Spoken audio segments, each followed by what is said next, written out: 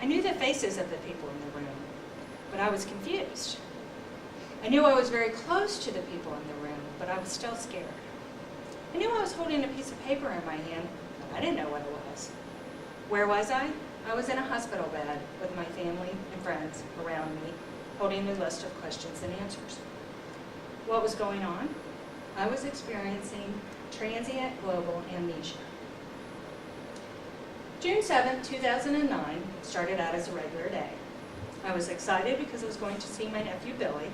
We were going to have lunch and then just hang out. I had gotten up early that morning and decided to watch a movie because I couldn't do much as I had a broken foot. It was now time to get ready for my day with Billy, so I jumped in the shower. I remember getting out of the shower and feeling extremely hot.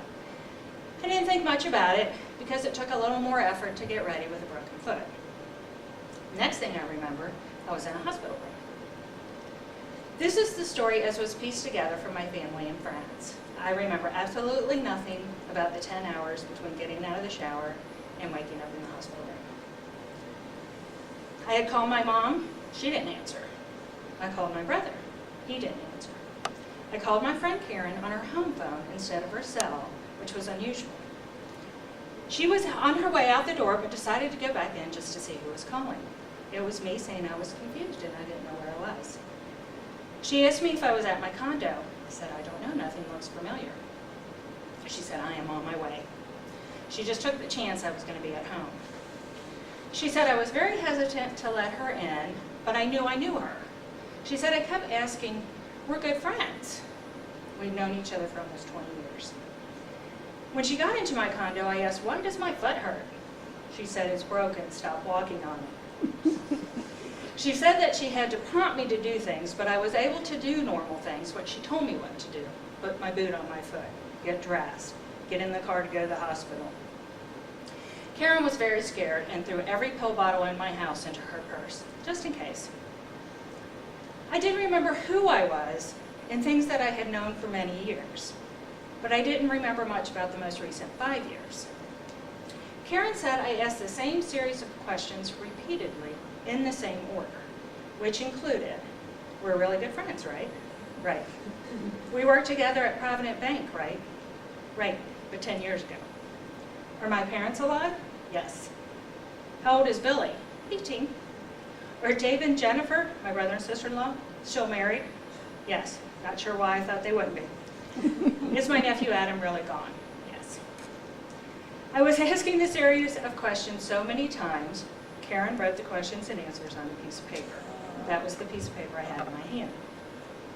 Once I knew that, I started asking, has anything changed on the list? She added a note at the bottom, should anything change, the list will be updated. I slept with that piece of paper in my hand. It was my security net. The only physical issue I had was that my blood pressure was extremely high. Of course, I don't remember what it was, just that the doctors were concerned I might have a stroke. They ran a bunch of tests at the hospital, CAT scan, MRI, and EKG. Everything was fine physically.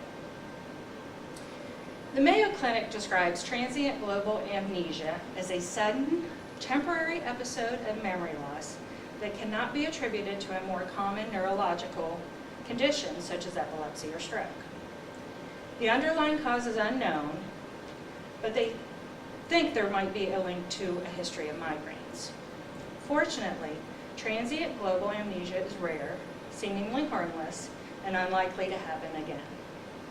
Episodes are usually short-lived, and afterwards your memory is fine. Oddly, about 2 years after I had my episode, my brother also experienced transient global amnesia.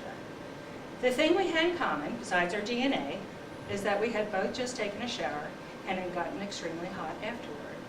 Neither my brother nor I have a history of migraines, although I did have my first migraine after my episode.